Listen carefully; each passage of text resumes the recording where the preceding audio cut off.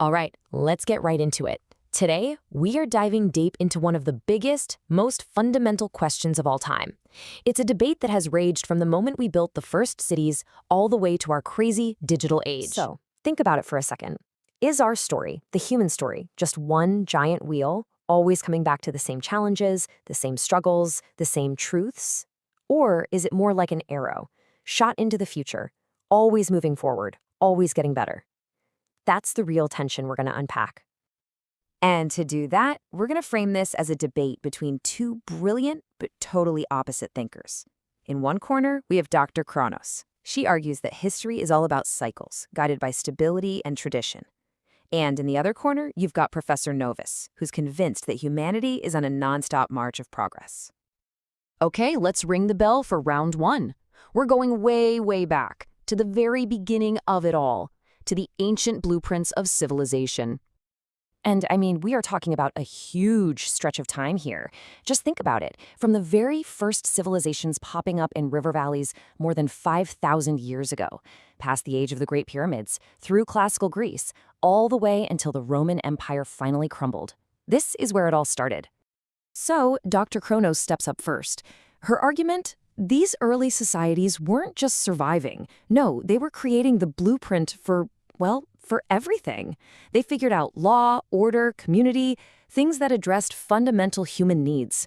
And she says, we're still basically using their playbook today. But hold on, Professor Novus jumps in and says, not so fast. For him, these weren't some sacred blueprints. They were humanity's first wild experiments. I mean, things like writing, or building entire cities, or democracy. That wasn't about sticking to the old ways. That was about inventing a brand new future. And right there, you really see the heart of their disagreement. So what is it? Is history just us dealing with the same old human problems over and over again like Dr. Chronos says? Or is it this incredible story of us getting smarter and better at solving problems, just like Professor Novus believes? Let's look at Roman engineering, for example. It's a perfect case study. Dr. Chronos points to something like the Pantheon and says, see, built to last, they respected what worked. But Professor Novus looks at the exact same building and sees something else entirely. He sees ambition, conquest, a powerful statement that they could master nature and connect a massive empire. Okay, let's jump forward in time. Things are about to get, explosive. Welcome to round two, revolutionary ruptures. Now we're talking about these huge earthquakes in history that just shattered everything.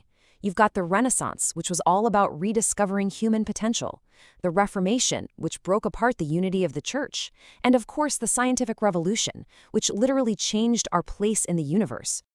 Now for Professor Novus, this is Exhibit A. This is his slam dunk argument. He's saying, look at these people, Copernicus, Galileo. They weren't just polishing old traditions, they were smashing them to pieces. They were bravely breaking free from what everyone had assumed for centuries. But Dr. Chronos comes back with a really chilling counterpoint. She says, hold on, all this progress came at a terrible price. She argues that when you shatter tradition that quickly, like with the Reformation, you don't get enlightenment. You get chaos. You get fanaticism. You get generations of brutal, devastating religious wars. The printing press is the perfect example, isn't it?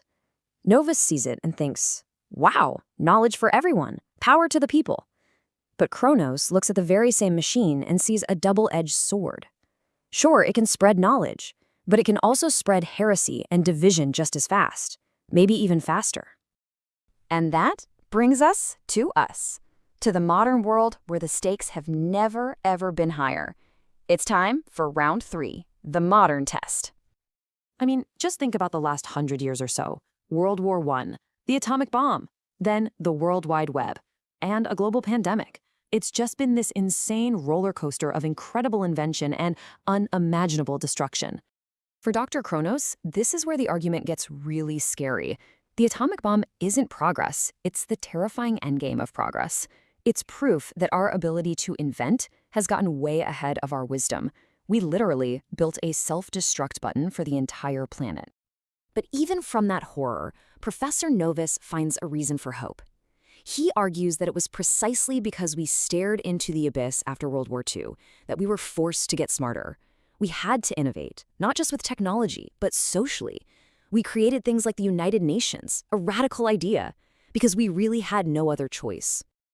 And this whole debate isn't just academic. It's happening right now, probably on the device you're watching this on. The internet.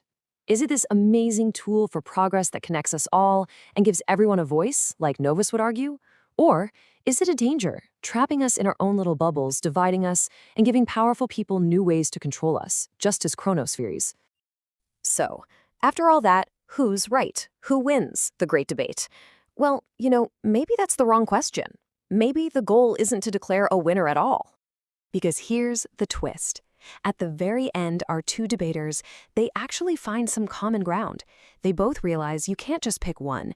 The best societies, the ones that actually last, are the ones that figure out how to weave both together.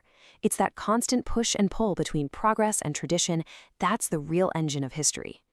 Professor Novus, at the end of the day, is still a believer. He's an optimist. He truly thinks that our creativity and our reason, if we just use them right, will eventually get us to a better, more just world.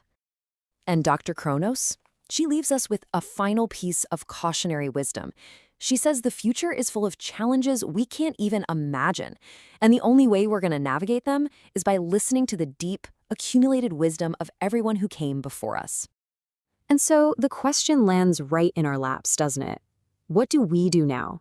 Do we charge ahead, chasing progress no matter the cost? Or do we slow down and hold on to the traditions and wisdom we've inherited? It's not just a historical debate anymore.